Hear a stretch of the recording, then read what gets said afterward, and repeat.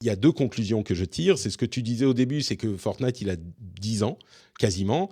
Et donc, oui, on ne peut pas s'attendre à ce qu'un jeu continue au même niveau pendant 10 ans. Et quand tu as 5000 employés qui bossent sur tout ça, peut-être qu'effectivement, quand tu as des baisses de régime de ton jeu principal, de ta poule aux œufs d'or, de ta licorne, bah, je veux bien, on n'a pas les chiffres, mais je ne suis pas forcément étonné euh, que tu aies des conséquences sur le fonctionnement de ta boîte.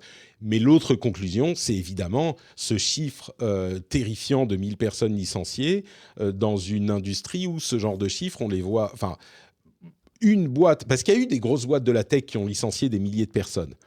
Mais une boîte uniquement de jeux vidéo, si Epic peut être considéré comme une boîte uniquement de jeux vidéo qui licencie 1000 personnes d'un coup, je crois que c'est quasiment du jamais vu. Donc, évidemment, c'est un chiffre important. Et dans le contexte des licenciements et des difficultés à retrouver des emplois, surtout de ces dernières années et derniers mois, bah, ça fait un petit peu froid dans le dos. Donc, espérons que c'est juste pour cette année le gros morceau et qu'on continuera à côté de ça sur une tendance qui semblait être plutôt vers la résorbation de la quantité de licenciements annuels, quoi.